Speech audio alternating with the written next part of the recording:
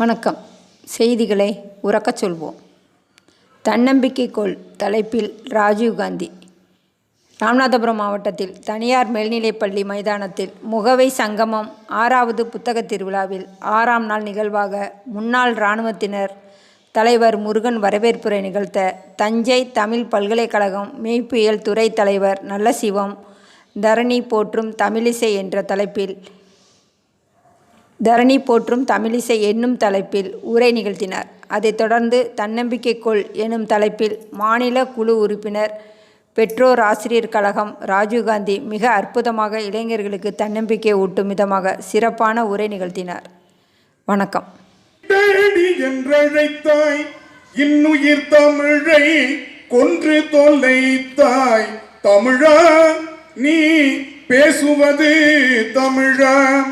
சிறுபான்மை மக்கள் பேசக்கூடிய மொழியை பேசிக் கொண்டிருந்தவன் ரசூல் என்கின்ற கவிஞன், என்னுடைய கிரியோல் மொழி நாளை இறந்துவிடும் என்று சொன்னால் நான் இன்றே இறந்து போய்விடுவேன், என் மொழி அழிவதை பார்ப்பதற்கு நான் உயிரோடு இருக்க மாட்டேன் என்று சொன்னவன் ரசூல் என்கின்ற கவிஞன்.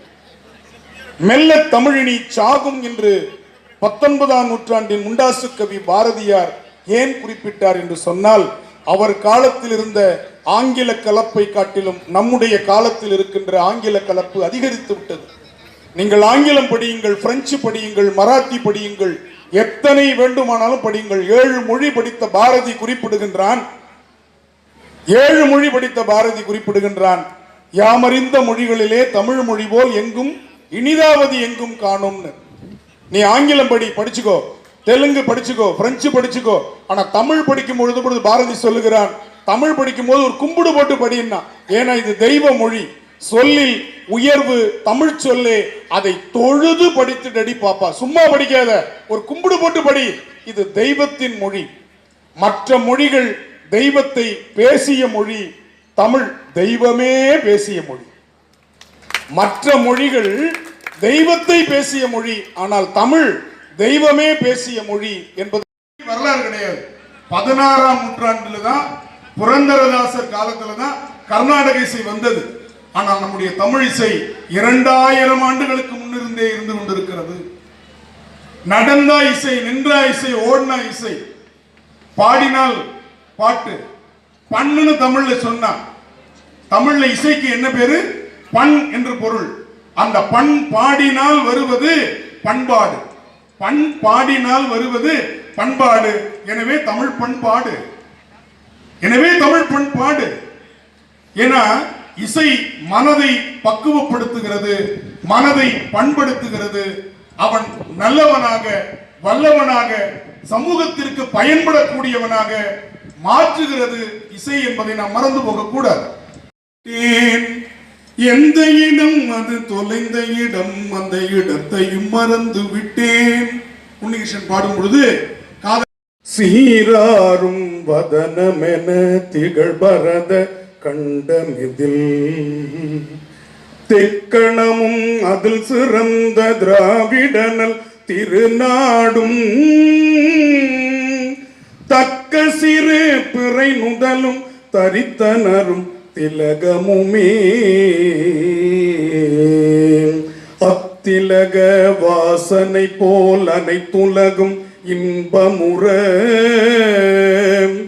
எத்திசையும் புகழ் மணக்க இருந்த பெரும் தமிழனங்கே தமிழனங்கே உன் சீரிழமை திறம் வியந்து செயல் மறந்து வாழ்த்துதுமே வாழ்த்துதுமே வாழ்த்துதுமே. ஓடும் இறைச்சலத்திற்கு கோயில்கள் பா, நல்ல தமிழ்ல கோயில்ல போய் பாடினா என்னப்பா, தேவாரம் இருக்கு, 4000 திவ்ய பிரபந்தம் இருக்கு, இதை விட்டுட்டு புரியாத ஒரு பாஷையில போய் கோவில்ல போய் கத்திட்டு இருக்கே, எப்படி இருக்காது? செக்கு ஓடுற மாதிரி இருக்கும். சிறுபான்மை மக்கள் பேசக்கூடிய மொழியை பேசிக் கொண்டிருந்தவன் ரசூல் என்கின்ற கவிஞன், என்னுடைய கிரியோல் மொழி நாளை இறந்துவிடும் என்று சொன்னால் நான் இன்றே இறந்து போய்விடுவேன், என் மொழி அழிவதை பார்ப்பதற்கு நான் உயிரோடு இருக்க மாட்டேன் என்று சொன்னவன் ரசூல் என்கின்ற கவிஞன். மெல்ல தமிழினி சாகும் என்று 19ஆம் நூற்றாண்டின் முண்டாசு கவி பாரதியார் ஏன் குறிப்பிட்டார் என்று சொன்னால், அவர் காலத்தில் இருந்த ஆங்கில கலப்பை காட்டிலும் நம்முடைய காலத்தில் இருக்கின்ற ஆங்கில கலப்பு அதிகரித்து விட்டது. நீங்கள் ஆங்கிலம் படியுங்கள், பிரெஞ்சு படியுங்கள், மராத்தி படியுங்கள், எத்தனை வேண்டுமானாலும் படியுங்கள். 7 மொழி படித்த பாரதி குறிப்பிடுகின்றான், 7 மொழி படித்த பாரதி குறிப்பிடுகின்றான், யாமறிந்த மொழிகளிலே தமிழ் மொழி போல் எங்கும் இனிதாவது எங்கும் காணும்னு. நீ ஆங்கிலம் படிச்சுக்கோ, தெலுங்கு படிச்சுக்கோ, பிரெஞ்சு படிச்சுக்கோ, ஆனா தமிழ் படிக்கும் பொழுது பாரதி சொல்லுகிறான், தமிழ் படிக்கும் போது ஒரு கும்பிடு போட்டு படின்னா.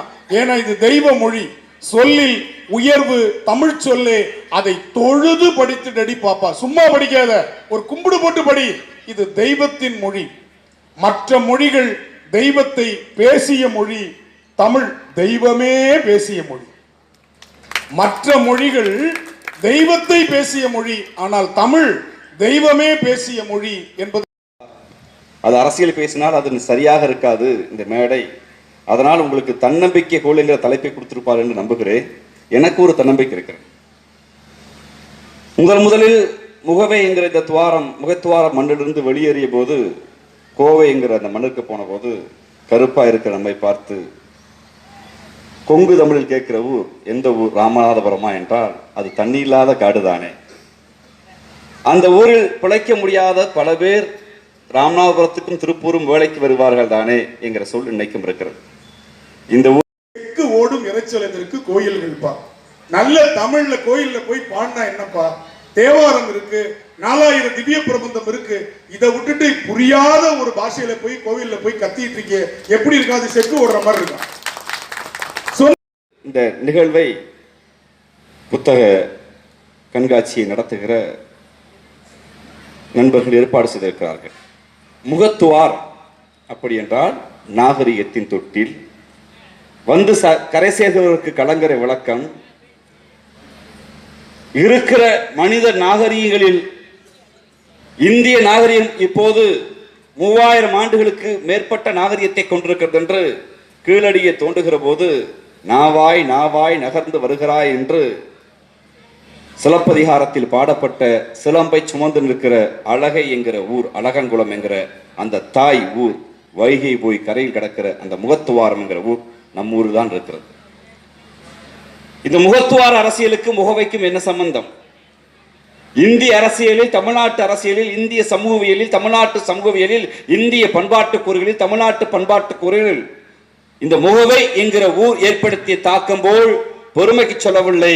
தமிழ்நாட்டில் எந்த ஊரும் அந்த தாக்கத்தை ஏற்படுத்தியதில்லை. அந்த மனிதர்கள் தான் தண்ணி இல்லாத காட்டுக்குள் வாழ்கிறோமா என்கிற நிலையும், சாதி பெய்பிடித்து நாம் அலைகிறோமா என்கிற நிலையும் இருக்கிற போது, மேரியம்மாவுடைய தேவாலயமா இருக்கிற ரோமன் சர்ச் என்கிற இடத்தில் அவர் கல்லறை இன்றும் இருக்கிறது. அந்த மனிதன் எழுதுகிறான், மொழியியல் ஆய்வுக்கூறுகளை நான் திராவிட மொழி என்று நிரூபிப்பதற்கு ஒரு மண்ணுக்கு போய் சேர வேண்டும் என்று யோசித்தேன். அதுதான் முகவை என்கிற மண். அந்த மண்ணில் இருக்கிற ஆதி சொல்கள் இன்னும் திராவிட மொழியை, தமிழ் குடும்பத்தை உயர பிடித்திருக்கிறது. சம்மாட்டி என்கிற சொல் நமக்கு தெரியும். கரைகளில் மீன் விற்று கடலுக்குள் போய் வந்து ஒரு தொழில் நடத்துகிற இந்த சம்மாட்டி என்கிற வேர்ச்சொல்லை இந்த மண் நமக்கு கொடுத்தது. வெஞ்சனம் என்கிற சொல் ராமநாதபுரத்தை தவிர இந்த சொல் எங்கும் இருக்காது. வெஞ்சனம். தீதாரி என்கிற சொல் இந்த ஊரை தாண்டி எந்த ஊரும் இருக்காது. வலசை என்கிற சொல் உலகிற்கு கொடுத்த ஊர் இந்த ஊர். எப்படி கொடுத்தார்கள்?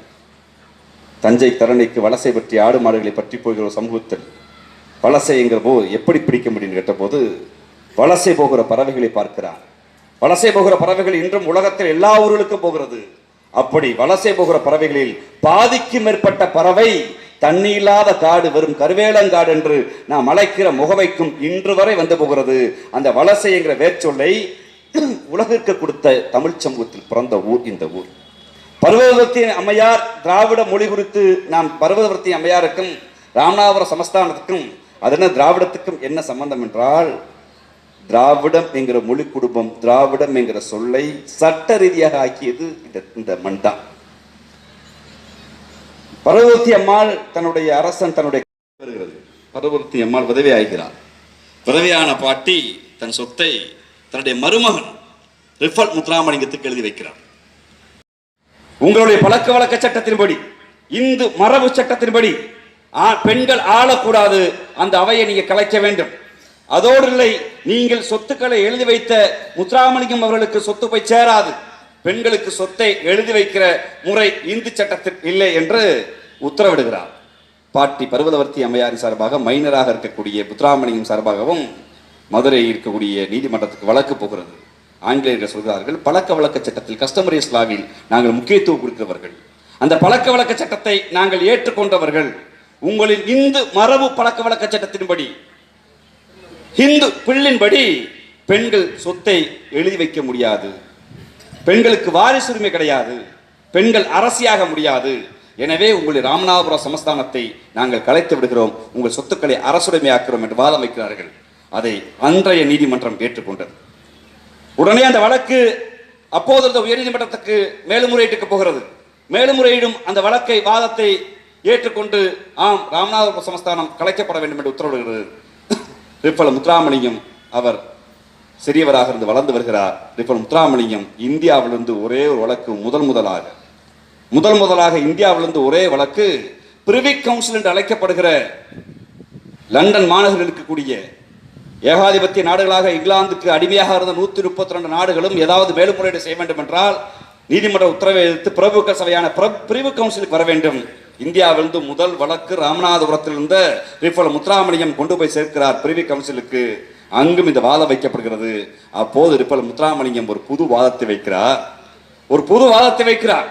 அவர் சொல்கிறார், பெண்களுக்கு சொத்தில்லை என்று இந்து சட்டம் சொல்லியிருக்கிறார். அது சைவமா வைணவமா வைதிகமா என்று தெரியாது. ஆனால் எங்களுக்கு ஒரு மரபு இருக்கிறது, தாய்மாமன் முறை என்கிற மரபு இருக்கிறது, தாய் வழிபாடு என்ற மரபு இருக்கிறது. நடுகளில் தாயை வணங்குகிற, தாய்மாமனை வணங்குகிற, தாயை வணங்குகிற சமூகத்தில் பிறந்தவர்கள் நாங்கள். எங்கள் மொழிக்கு தாய்மொழி என்றுதான் பெயர், எங்களுடைய முறைக்கு தாய்மாமன் முறை என்று பெயர். எங்களுடைய மரபு தாய் வழி மரபு. நாங்கள் இந்து மரபின்படி வந்தவர்கள் அல்ல, அதற்கு மாறாக திராவிட மரபு எங்களோட மரபு இருக்கிறது என்று வாதம் செய்கிறார். முதல் முறையாக பிரிவி கவுன்சில் இந்தியாவிலிருந்து ஒரு வழக்குக்கு சட்ட ரீதியாக எது திராவிடம் என்ற விளக்கத்தை முதல் முறையாக அங்கீகரிக்கிறது. அதுவரை கார்டுவல் பேசியது, அதுவரை எல்லிசன் பேசியதை சட்டப்படி நாங்கள் திராவிடர்கள் என்று இன்று மாறுதட்டிக் கொள்வதற்கு நிரூபித்த மண் இந்த மண். இந்த மண்ணில் இன்றுதான் நாம் நிற்கிறோம்.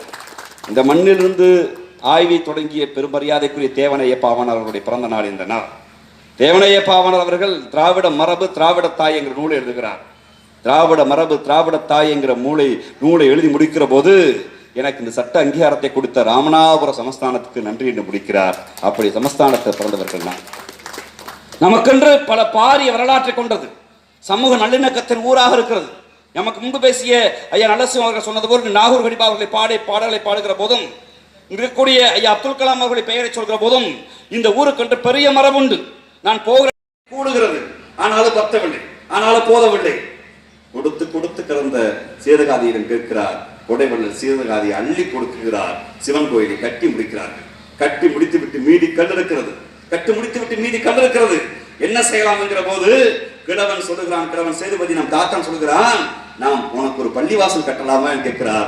அப்படி கட்டப்பட்டதுதான் அங்கிருக்கு கீழக்கரை பள்ளிவாசல். ராமநாதபுரத்தின் மத நல்லிணக்கத்துக்கு சாட்சியாக அமைந்திருக்கிற பள்ளிவாசல். நமக்கு இந்த சேனல் உங்களுக்கு பிடிச்சிருந்தா லைக் பண்ணுங்க, ஷேர் பண்ணுங்க, கமெண்ட் பண்ணுங்க. மறக்காம இந்த சேனலுக்கு சப்ஸ்கிரைப் பண்ணுங்க.